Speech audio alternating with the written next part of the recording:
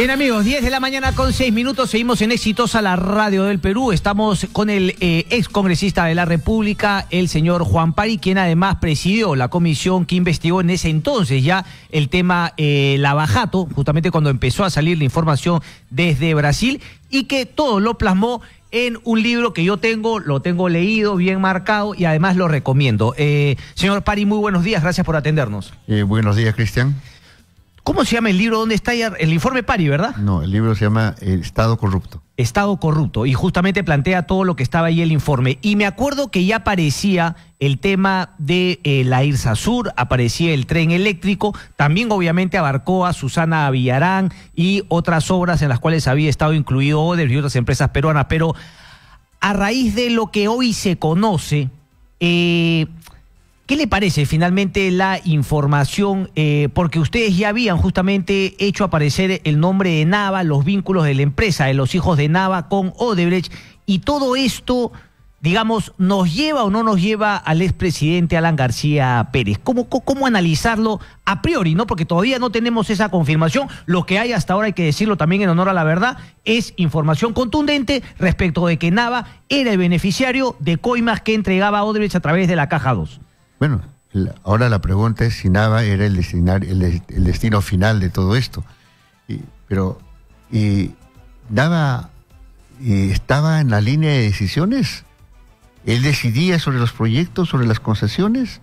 Él era secretario general. Estamos en el mismo caso de Jorge Cuba. Él no decidía en el tema del metro, pero aparecía negociando y aparecía con cuentas en Andorra. Ahora, tenemos a Nava, que no está en la línea de decisiones y aparece con sí, cuentas. Pero Cuba sí tenía un cargo en el Ministerio de Transporte, o sea, sí se podría decir que él tenía una capacidad, claro, quizás no tan alta como algunos pretenderían creer, pero por lo menos tenía un cargo, una función pública en el MTC. Era ministro de Comunicaciones, que no tiene que ver nada con el metro, no tiene que ver nada con proyectos de transportes. Pero la negociación de Cuba se dio desde el 2008, cuando él ni siquiera era viceministro. Y Nostre declara claramente que las negociaciones sobre el metro se dieron a partir del 2008. Y Cuba fue recién viceministro un año después. Pero bueno, pero el tema es que eso es parte del modus operandi. O sea, entran a la negociación, entran a la coima gente que no está comprometida con la toma de decisiones. Eso es esconder en el fondo a alguien que sí toma decisiones, alguien que sí firma, alguien que sí pesa en la decisión. Entonces eso ya se va repitiendo. Eso es un mecanismo habilísimo para esconder en el fondo. Sí, pero cuando usted se refiere a un modus operandi, ¿se refiere al modus operandi en la cual operaba Odebrecht o en la cual habría estado operando justamente el cogollo del gobierno aprista? Me refiero a Cuba, a Nava y a la posibilidad de que sea el expresidente García quien sea el beneficiario final. Bueno, yo no quisiera especular de quién construyó ese modus operandi. El hecho está totalmente claro. Sí, pero ¿a cuál se refiere? ¿Al modus operandi? Porque en otros casos Toledo recibía directamente, claro, a través de Maiman porque tenía las cuentas, pero... Claro, en el periodo del señor García la cosa era mucho más fina. Más sofisticada. Claro, entonces se esconde a la persona natural tras la persona jurídica. Aparece la empresa de fachada, no testaferro, sino empresa de fachada, que es la empresa de Atala. ¿Ya? Entonces el dinero se da a esa empresa de fachada. Y es por eso que dice el libro, ahí están mis manos, están libres, levanten todas mis cuentas, no van a encontrar absolutamente nada. Claro, porque está escondido en las personas jurídicas y está escondido tras eso en personas que no están en la línea de decisiones. O sea, casi al mismo nivel de sofisticación, discúlpeme usted el paralelo de Pedro Pablo Kuczynski, porque claro, Pedro Pablo Kuczynski era más sofisticado porque decía, a mí no me des coima, pero eso sí, yo doy normas que favorecen a la empresa Odebrecht y tú en cambio me contratas para hacer el financiamiento. Y claro, sabemos que en el financiamiento una página de una estructuración financiera puede cobrar finalmente lo que a ti te dé la gana, un porcentaje de un contrato de miles de millones de dólares. O sea, también hay esa sofisticación. Claro, en el caso de Kuczynski es de entrar en el negocio. Correcto. De entrar en el negocio. Westfield y First Capital juegan ese rol. Ok. Ya, en el caso de... Pero también cree que hay un tema indebido, un tema ilegal en el caso de PPK. Obviamente. Obviamente. O sea, claro, el tema es que se asume el negocio en el lado privado, donde Westfield firma con Odebrecht, Ok. ¿ya? Pero se resuelve en el lado público. Correcto. Cuando él, como ministro de Economía, y no justamente organiza el tema de los pagos para finalmente ser un instrumento financiero, le da garantía del Estado peruano para que se pueda negociar mejor en el extranjero, y su propia empresa es quien los plantea en el extranjero como un instrumento financiero. Claro, y los CRPAO fueron utilizados como instrumento financiero. Ahí entra en juego Merrill Lynch, que después ya en este gobierno, cuando entra Kuczynski, es contratada como asesora del Ministerio de Economía y Finanzas. Ok. Ahora, en el caso de Olmos es mucho más clarísimo. O sea, en el caso de Olmos, se hace la asesoría de la estructuración de bonos, no solamente en la emisión, sino en la colocación.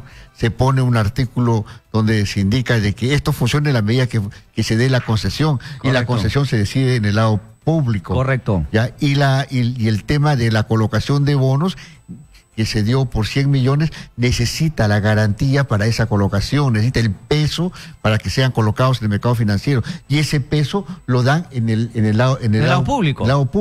Le dan una garantía de 400 millones de dólares. Correcto. Y yo luego cojo esos instrumentos financieros y voy y los coloco en el mercado y me llevo la comisión que me quiera. O sea, la verdad, no sofisticado, pero la misma ratería al fin y al cabo, señor Pari. Volvamos al señor Alan García Pérez y Nava. Si usted dice que finalmente es un tema más sofisticado, más fino, la única manera de llegar, si es que en verdad es el beneficiario final, es que o Barata lo diga, sí, que el señor Chalán era únicamente un intermediario con Alan García Pérez, o que sea el propio Nava o su hijo quien confirme la verdad: esa plata no era para mí, yo era un testaferro de alguien más. No hay otra. Claro, y Atala también tiene mucho que decir. Sí, pero Atala podría quedarse en el tema: sí, yo fui testaferro de Nava, y cargarle la pelota a Nava. Sí, puede suceder eso. Pero aquí hay un tema bien curioso que también es importante subrayar. El dinero no se mueve en el periodo de gobierno.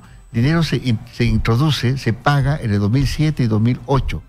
Tienen que pasar varios años, 2012, 2013, ya cuando termina gobierno. Me está hablando del 1.400.000 que había en Andorra, cuenta de Atala. Así es. Ya, entonces 2012 y 2013 recién se mueve ese dinero. Entonces eso es también para esconder. O sea, estás analizando el periodo, no encuentras nada. Pero después del periodo empieza a resolverse las operaciones. Correcto. Entonces, ¿para qué guardar tanto? O el caso de Cuba también se guardó la plata. O sea, la misma situación. O sea, ¿para quién se guardaba? Entonces, ahí la respuesta creo que cae por su propio peso. Es alguien que sí tomaba las decisiones. Y los que recibieron ahí fueron simplemente parte de... Claro, me queda claro, ¿no? Pero hay un famoso libro de este colombiano Vázquez, ¿no? Que dice: es verdad, pero no nos consta. O sea, claro, nos queda claro que esa es una verdad de perogrullo, pero ahora tenemos que justamente exigir a la justicia que pueda hacer constar con pruebas de que ese dinero era para alguien más, y en este caso todos sabemos o creemos quién es esa persona. Falta finalmente la prueba, la contundencia final. Le quiero hacer una última pregunta porque el tiempo nos gana. Esos 24 millones que habría facturado Transportes Reina a Odebrecht, ¿ustedes en la comisión pudieron investigar que efectivamente se hayan dado los servicios reales, o puede haber sido también trucho, bamba, y finalmente otra manera también de recibir pagos ilícitos? Estábamos en esa pista de que probablemente sea parte de justificar las sobrevaloraciones, porque hay que recordar de que el dinero con la cual se alimentaba la Caja 2 no es plata que saca de sus ganancias Odebrecht para después seguir ganando. No, claro, siempre tenía que haber un acto ilegal que genere una ganancia, y eso justamente una parte iba a la Caja 2 para continuar con la corrupción. Así es, o sea, del mismo cuero salía la correa, del mismo proyecto salía para la coima. Exactamente. ¿Ya? Pero ahí se utilizaba a estas empresas. El caso de Monteverde te explica claramente, y el caso de Deo de Dios te explica claramente. O sea, hay la sospecha, pero no se supo que Transportes Reina puede haber sido también un instrumento de lavado de activos como eran las empresas de Monteverde. Claro, hay que ver si realmente el cambio de las mediciones topográficas. Correcto. Yo lo planteé en la investigación del Dedo de Dios. O sea, habían 1000 maneras para inventarse un tema, pero eso luego venía la otra parte, que era facturas falsas, dar servicios que no habían existido, porque tú tenías que de alguna manera por lo menos entregar la documentación de lo que supuestamente habías gastado para que el Estado te lo pague. Y la necesidad de empresas de este tipo que den soporte logístico, transporte, movimiento de materiales, era necesario para ver este tipo de sobrevaloraciones. Cuando inventas un cerro y bajas el cerro, entonces necesitas facturas. Necesitas facturas del carguío del material, la dinamita, no, petróleo, etcétera, etcétera. Entonces ahí es donde varias empresas, hoy proveedoras de Odebrecht, que claro, dicen hemos sido víctimas, también habrían que ponerse una mano en el pecho y decir cuántas fueron parte de toda esta estratagema de corrupción que nos ha costado millones. Solamente para terminar, congresista Pari, le agradezco mucho. Repito, en el tema de IRSA Sur y tren eléctrico, Odebrecht tenía un socio principal aquí en el Perú, la empresa Graña y Montero. Me parece alucinante, veo algunos debates en las redes sociales respecto de que hay pobres trabajadores. Nadie está hablando de los trabajadores, no seamos cacasenos. Una cosa es que la empresa confiese, que asuma su responsabilidad. Los trabajadores cuando son buenos podrán ir a otras empresas constructoras. Eso es lo que estamos promoviendo. Y si Graña y Montero quiere seguir operando, bueno, que por lo menos confiese, que por lo menos asuma lo que hoy ya sabemos finalmente es una realidad. Pero bueno, así estamos en el país. Señor Juan Pari, un placer como siempre. Muchas gracias. Muchas gracias. Hacemos una breve pausa, 10 de la mañana con 18 minutos. Regresamos de inmediato, no se muevan.